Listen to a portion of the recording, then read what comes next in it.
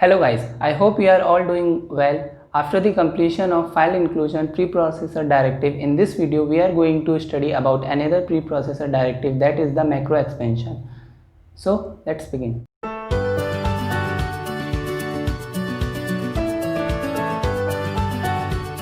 So macro expansion, let's understand it through an example. Let's say I had a loop and it is going to 25 times I plus plus, okay, and something is happening here. Okay, now assume that there are several this type of loops. Okay, somewhere also I am using same I less than 25, it is going through this much time, and in another location also it is going for 25 times. Okay, I had made an entire program and suddenly another person says me, okay, I don't have to use 25, instead of 25 you have to use 24. Okay, now what I will do, I will go here and do it 24.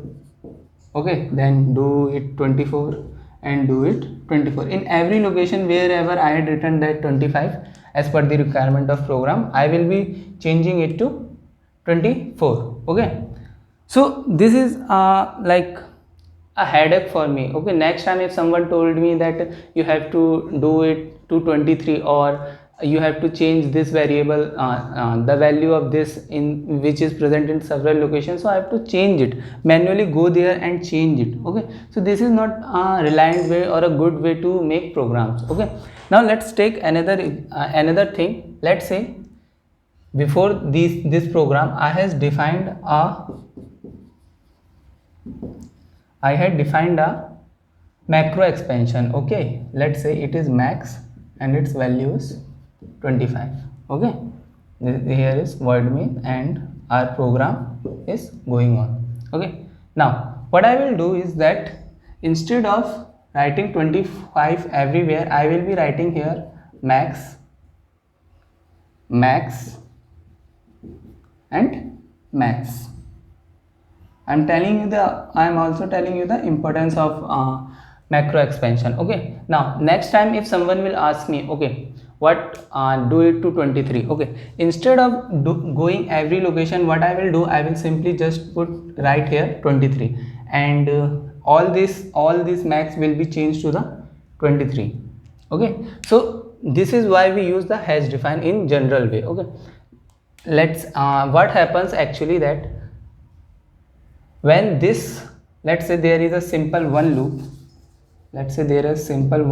for I equals to 0, I less than max and I plus plus. Okay, when this goes to preprocessor, what is do that it converts to expanded source code. It will change this to this.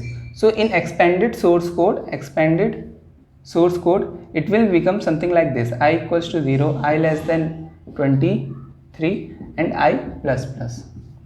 Okay, so this is the role of macro expansion. This is known as macro template, and this is known as macro expansion. Okay, and this entire quantity expression, whatever you can call it, this is known as macro definition. Okay, so let's take another example to understand it better. So let's see the example now.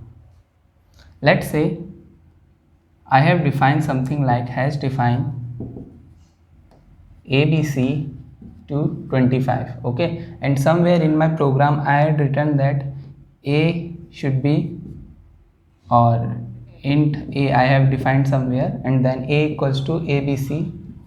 Okay, this is let's say initial value, and I also defined, let's say DEF, that to 28. Okay, and here also there is a B, and I am writing B equals to DEF. Okay, now this is our source program, right? When it will go to the preprocessor, what it will do, wherever there is written ABC, it will change it to 25, and wherever it is written 20 DEF, it will change it to 28. So it will become something like that.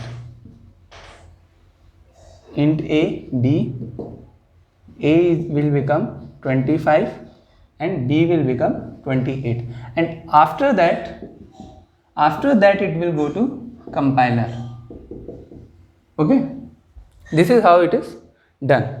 Whatever I am defining here, it will change it to macro expansion. Okay, wherever there is I had written ABC, even in somewhere, let's say there is another variable, let's say a loop. Inside a loop I can write ABC. Okay, I less than ABC, so this will also be changed to I less than 25.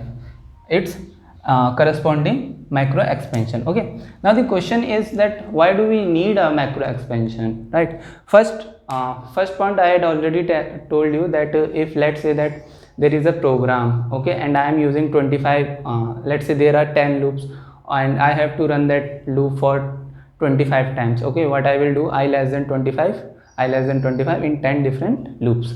But let's say someone tells me no, you have to now do it to 24. Now what will I do? I will manually go to all those 10 loops and change I less than 23. But here, using macro expansion, what I will simply do, I will simply change it to ABC 25. But now we can also say that, okay, someone can say that, okay, let's say we are not using that and I will be using a simple variable, let's say mac m equals to 25. I can also do that, and instead of using macro expansion, I will be using that simple variable. What's the difference in that? Okay, both will give me same output. Yeah, both will give me same output, but see here it is changing in this location, right? But here I am actually allocating a memory location. So first demerit of this, that is extra memory, right? Extra memory. Let's say there I am only using two macro expansion, but in real software there can be hundreds and thousands of macro expansion, or these constants are required. So, and if I am doing for everyone, I am doing the same thing, so how many extra memory is going? For example, if I make for example, let's say these are not present, then what I will do, I can write something like this.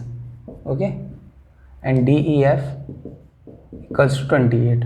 Now wherever I want to change, I can change it here. But what happened, that it extra consumed 8 byte of memory, 8 byte for 64-bit compilers. Okay, 8 byte of extra memory. So this is not required. This is consuming extra memory. But when we are using the macro expansion, it is simply copying and paste here. That's all. That's what it is. Whatever is present here, copy and paste, just like a normal number. So first demerit of using this normal variable is that it consumes extra memory, and this is also the benefit point of macro expansion, that it doesn't consume any extra memory. Second point is that extra time. Now why extra time I am saying? Because let's say I had defined a variable. Okay, now it will somewhere located in the memory location, and if I am doing I less than this variable DEF, and it is a normal variable right now. Okay, so it will go to that memory location, fetch the result and put it here, right? It will go to that memory location, fetch the result and bring it here. So extra time for going to that memory location and bringing back the output of that variable is also time consuming. But when we use macro expansion, what is doing, it is only just copy and paste. So there is no memory access or access time is happening there. Okay, so this is also a good point for using macro expansion. Okay, now there is something known as the macro expansion as arguments. Let's go through it also. Okay, now let's look the macro expansion using arguments. Okay, this is written in the same way as defined. Let's say area. Okay, it will take an argument. Okay, and then what we want with this. Okay, let's say I want to do asterisk x star asterisk square of, okay, I want to find square. Remember that making it capital letter is not mandatory. We can also make it small in a small letter, but it is a better approach that all the programmer use to make it capital letter, entire capital letter, so that it could be we can define, okay, this will be a macro expansion somewhere in our program, right? So this is how it is declared or defined. Okay, and let's say there I had written void main and then printf, okay, %d, okay, and I am writing here area of 22, let's say, sorry, only 2, okay, that's all, and that's all. So what the preprocessor will do, it will change this into something like this, printf %d, and will change this into this. Okay, what is this? 2 will be go here, so it will be become 2 into 2, so it will be something like 2 into 2, or we can simply say it will be written as 4, okay, and the final output will give us 4. Okay, so this is for an argument, right? We are sending an argument and it is replacing with that its given expansion, right? But we may remember that even the function do the same thing, right? We send some arguments in there, okay, then it will give some output or some sort of output, we can say. But why we use macro expansion as an with an argument or not as function? The reason is that, no, sorry, we can use function and macro expansion both, but it depends on what is our requirement. Okay, let's say that our function is of 100 lines. Okay, just focus here. Our function is of 100 lines. Our function is of 100 lines. Okay, and I am making something like this of macro of 100 lines. Okay, a function is of 100 lines. Okay, and same this is of 100 lines. Okay, 100 lines, we can write it. Okay, we can write anything here. Okay, even printf, for loop, anything we can write here. Okay, so let's say I had a requirement to call these 100 lines 5 times. Okay, what I will do first, let's see what would happen if I use macro. I will be call that macro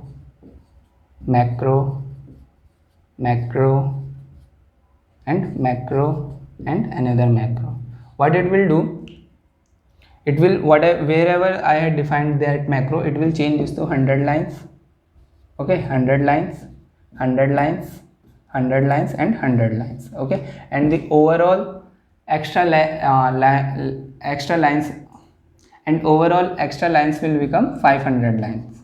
Okay, right? But if I am using a function, I will be writing function in some location, and I will call it function 5 times, and the overall line will become the same. It will stay as 100 lines.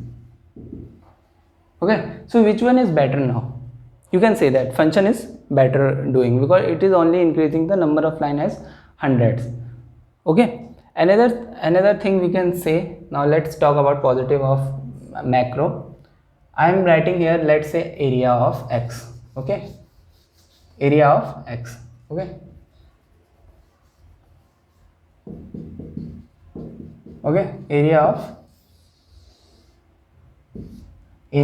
x, and also I am making a function who is giving, and I will return x.